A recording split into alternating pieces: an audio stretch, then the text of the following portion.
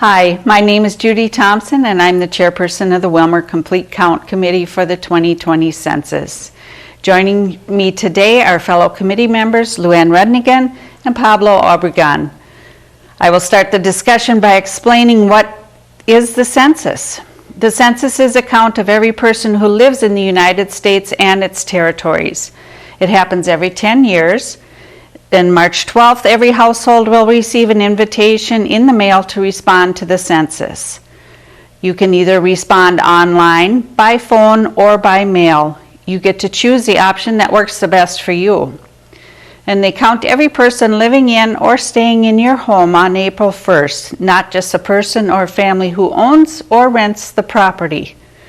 The census counts every person living in the United States on April 1st, no matter where they're from, why they're here in the United States, and whether or not they are documented.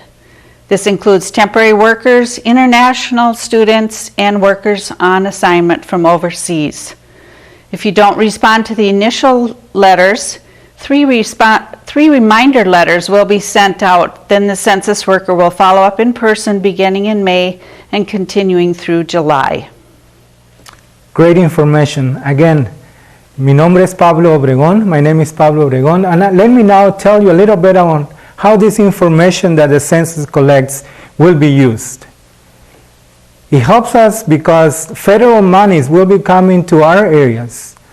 675 millions the federal government distributes throughout the year annually to support programs such as housing, education, transportation, employment, healthcare, and public policy. Examples of these programs are such as Medicare, special education such as adult basic education, supplemental nutrition assistance programs, supportive housing for the elderly, libraries and community centers. Of course, also funds go to first responders and water and waste disposal systems for rural communities. It is also important because it will give us a strong voice. Congregational seats are determined by how many people participate in each area. So the complete count gives our state the strongest possible voice in Washington, D.C. There is also some rumors about how safe and discretion and privacy of the questions that are being asked. This census is 100% confidential. It lasts 72 years for anyone to try to find some data that is collected this year.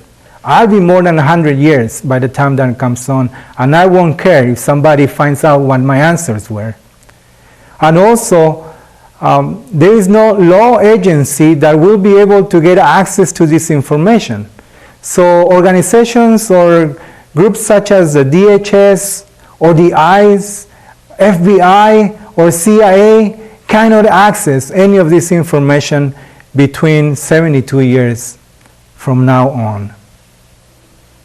And in addition to your information about the congressional seat, I think it's important to note that we have 8 House of Representatives participants at this time, and we're kind of on the cusp of losing the 8th one and only having 7. So how many people participate in the census is going to determine whether we continue to have that 8th seat or not. So hugely important in addition to all the funds. When somebody comes to your door as a census worker, or if somebody is introducing themselves as a census worker, it's important to know what kind of information they can ask and what kind of information they will not be asking.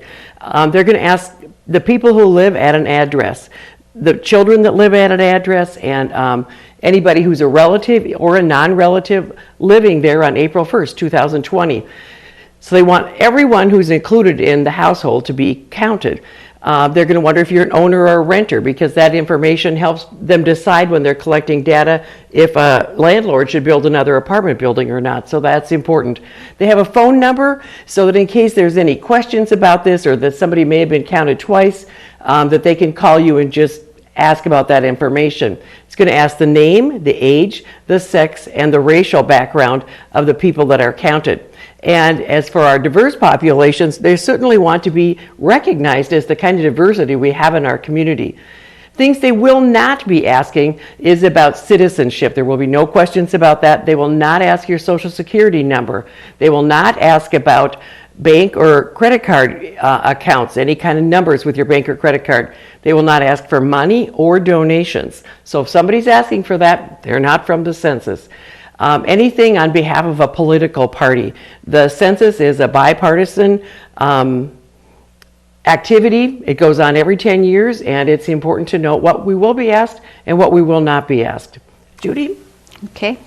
And just in closing, I'd like to thank you for ensuring you get the representation you deserve. Be sure to complete the form as soon as you receive it in the mail. And we do have some short videos also that are available on RAC TV. And we do have also information available on the City of Willmar website, the Kenai County website, and the Census Bureau website, along with the State Demographer's Office. So there's plenty of resources out there for you to learn more about the census.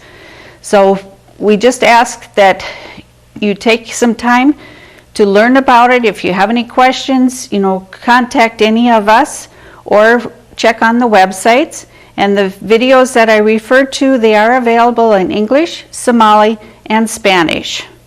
So thank you.